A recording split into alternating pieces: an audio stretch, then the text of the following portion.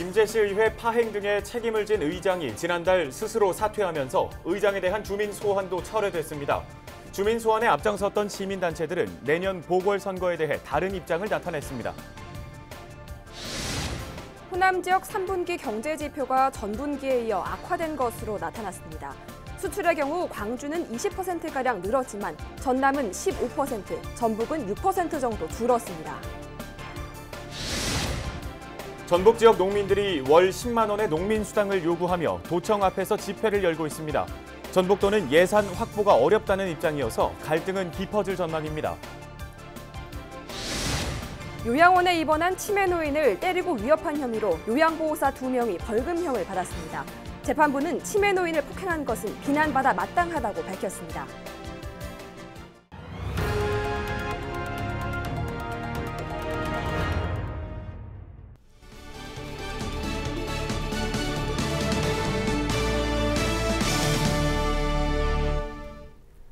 시청자 여러분 안녕하십니까? 헬로티비 뉴스 전북입니다.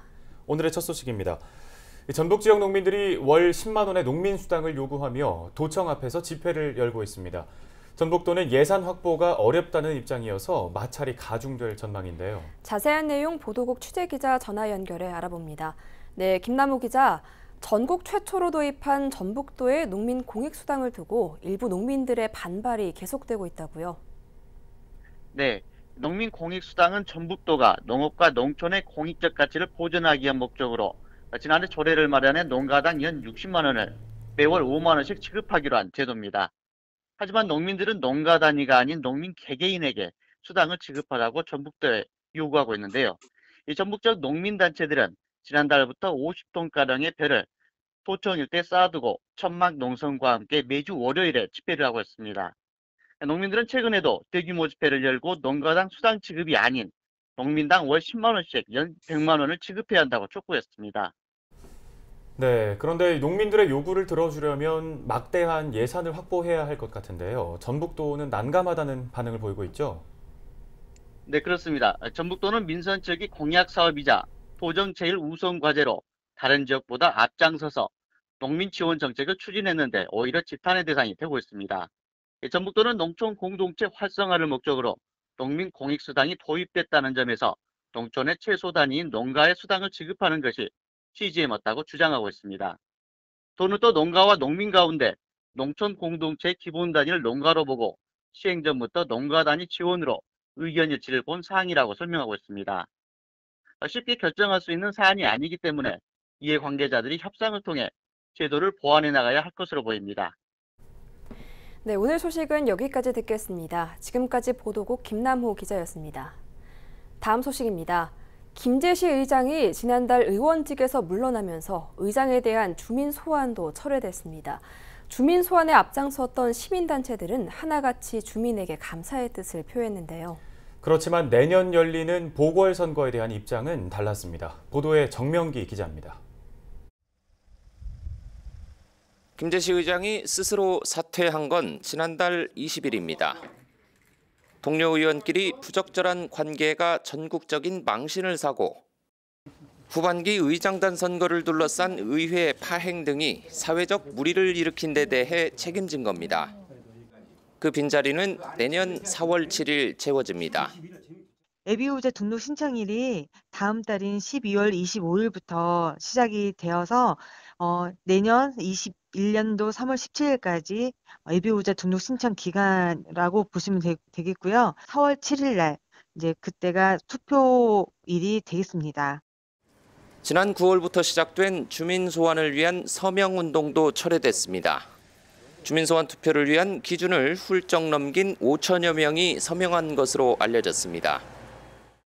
시장 주민 소환을 추진해온 시민단체는 앞으로도 의회 문제를 방관하거나 침묵하지 않겠다는 각오입니다. 기존의 정치를 하려고 하는 사람들, 그들이 시민들의 눈높이에 맞지 않는다 그러면 추진위원회에서 후보를 내겠다. 그것이 우리가 주민 소환을 마무리하는 것이다. 반면 시장 주민 소환 추진에 앞장섰던 또 다른 농업인 단체의 입장은 다릅니다. 내년 보궐선거에 후보자를 내거나 특정 후보를 지지하지도 않겠다는 겁니다. 농업인단체연합회는 보궐선거에 후보자를 내거나 특정 후보에 대한 지지 등의 조직적인 참여를 하지 않을 것임을 분명하게 밝힙니다. 김제 시민 여러분의 뜻이라 판단하기 때문입니다. 두 달여에 걸쳐 시장 주민 소환 활동을 철회한 두 단체 모두 그동안 시민 성원과 응원에 감사의 뜻을 표했습니다. 벌써 자천 타천 거론되는 김제시 나선거구 후보자는 10여 명. 시민의 뜻을 대변하는 도덕적이고 유능한 시민 후보를 유권자들은 바라고 있습니다. 헬로티비 뉴스 정명기입니다. 요양원에 입원한 치매 노인을 때리고 위협한 혐의로 기소된 요양보호사 2명이 벌금형을 받았습니다.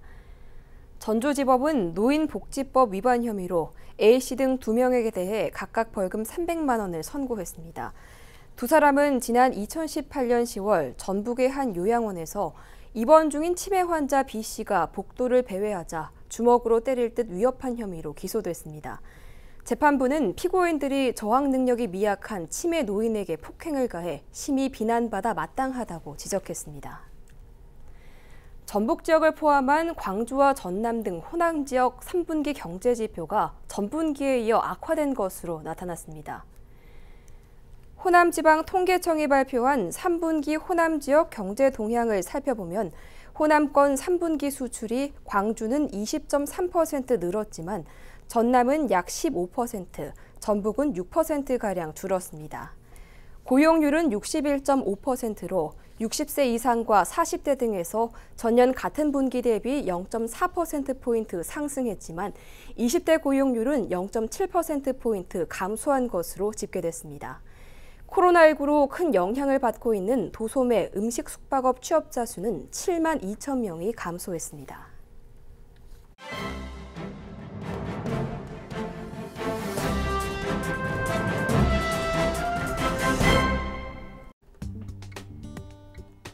신문브리핑 전북일보 기사입니다. 고령운전자 교통사고 예방을 위해 운전면허증 자진 반납 정책이 추진되고 있는 가운데 시군별 면허증 자진 반납률이 격차를 보인다는 내용입니다. 16일 전북지방경찰청에 따르면 올 10월 말 기준 전북 지역 65세 이상 운전면허 소지자는 15만여 명에 이릅니다. 운전면허 자진 반납자는 올해 2,400여 명으로 1.59%에 머물렀지만 지난해 940여 명보다는 2배 넘게 늘었습니다. 시군별 반납률을 살펴보면 군산 3.11%, 김제 1.79%, 고창 2.01%, 부안 2% 등 4개 시군이 전북 평균을 넘어섰습니다. 하지만 전주 1.51%, 익산 0.98%, 완주 0.54% 등 10개 시군은 전북 평균을 밑돌았습니다. 특히 부안의 반납자는 지난해 3명에서 125명으로 42배 가까이 증가하는 등 군산, 김제, 고창은 크게 증가했지만 정읍, 남원, 무주, 임실 등 4곳은 지난해보다 반납자가 감소했습니다. 이에 대해 전북도와 전문가들은 코로나19로 인한 홍보 미비, 면허 반납 이후 대체 이동수단, 적은 지원금 등 지역별 여건 상황에 따라 편차를 보인 것으로 분석했습니다. 한편 전북경찰청에 따르면 지난 2017년부터 올해 9월까지 총 7,200여 건의 65세 이상 고령자 교통사고로 인해 사상자 8,500여 명이 발생했다고 덧붙였습니다. 지금까지 신문 브리핑이었습니다.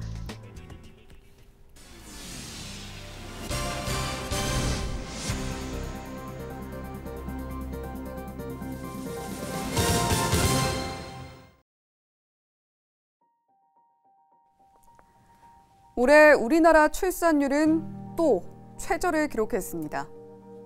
0.84명. 지난해 0명대로 진입한 후 계속해서 하향 곡선입니다. 50년 전 100만이 넘었던 신생아 수는 이제 30만 명 안팎이 됐죠. 이 상황이 지속되면 10년, 20년 후 우리 사회는 이런 역피라미드 모양의 인구 구조를 갖게 될 거란 전망도 나옵니다. 2020년 올해에는 생산 연령 인구 100명당 40명을 부양하는데 20년 후에는 80명을 부양해야 할 것으로 보입니다.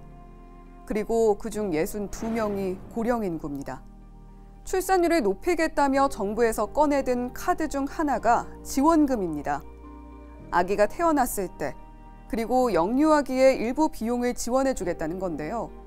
강원에서는 육아 기본수당이라는 이름으로 아이 한 명에게 매달 30만 원을 지원합니다. 지역에서는 효과가 있었다며 최근 이 비용을 40만 원으로 늘리겠다고 하는데 일부에서는 부풀려진 성과다, 실효성이 낮다는 지적도 나옵니다.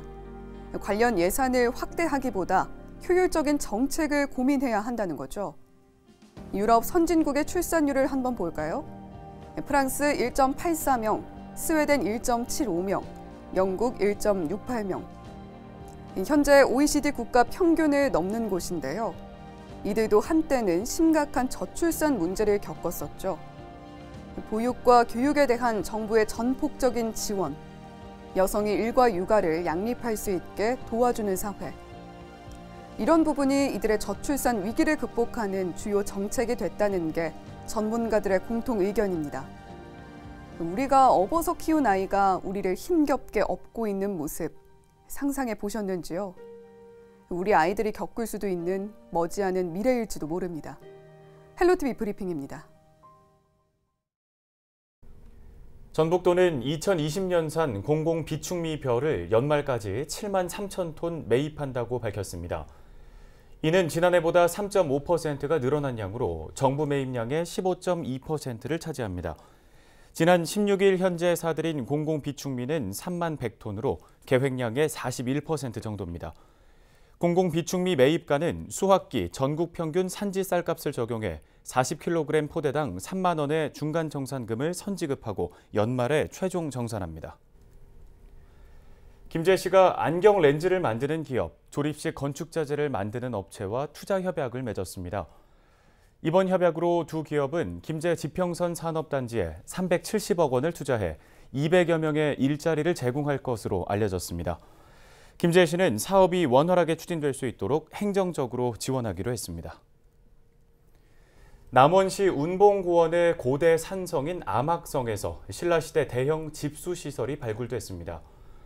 남원시는 운봉고원에 있는 아영면 봉화산의 암악성에서 신라시대 집수지와 도수로 등을 찾아냈다고 밝혔습니다. 집수지는 성에서 마실 물을 모아놓는 곳으로 길이 9.5m, 너비 7.1m, 최대 깊이 2.5m의 규모입니다.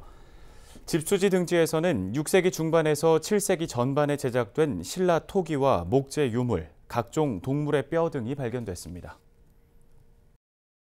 이번에 이제 그 집수시설, 대형 집수시설이 확인이 됐는데요. 이제 문헌에서 등장하는 암악성의 운영 시기하고 정확하게 일치하고 있다라는 점에서 굉장히 큰 의미가 있고요. 그다음에 끝으로 날씨 정보입니다. 수요일은 오전 기온 16도, 낮 기온은 23도가 예상됩니다. 남쪽에서 유입되는 따뜻한 공기의 영향으로 평년보다 높은 기온이 예상됩니다. 전남 서해안에서 비구름대가 북동진하면서 전북 대부분 지역에도 오후부터는 빗방울이 떨어지겠습니다. 목요일에도 오전 기온 19도, 낮 기온 20도로 전날보다 포근한 가운데 하루 종일 비가 내릴 것이란 예보입니다. 내리는 양은 많지 않겠습니다. 지역별 오전 기온은 10도를 웃돌겠습니다. 임실 11도, 남원 순창 13도, 부안 정읍 15도가 예상됩니다. 주간 날씨입니다. 주말까지 오락가락 비 소식이 예보돼 있습니다. 기상 변화에 따라 날씨가 달라질 수 있으니까요. 자주 기상 정보를 확인하시기 바랍니다. 비가 그친 뒤엔 북쪽 찬 공기가 내려오면서 추워지겠습니다. 건강 관리에 유의하시기 바랍니다. 바다 날씨입니다. 우리 지역 바다에도 오후부터 비가 내리겠습니다. 파고는 2m까지 일겠습니다. 생활 지수입니다. 이번 주 강수 소식으로 건조함은 다소 덜하겠지만 빨래나 세차하기에는 불편하겠습니다. 날씨 정보였습니다. 수도권과 인근 지자체인 충남, 전남 등지에서 사회적 거리 두기 단계가 1.5단계로 격상되는 등 코로나19의 지역 감염 확산이 다시 중대한 위기 상황에 직면했습니다. 사람들 모임이 많아지는 연말인데다 수능 시험까지 코앞으로 다가왔습니다. 시민 모두가 방역 주체라는 질병관리청의 당부를 다시 한번 되새겨야겠습니다. 뉴스를 마칩니다. 함께해 주신 여러분 고맙습니다.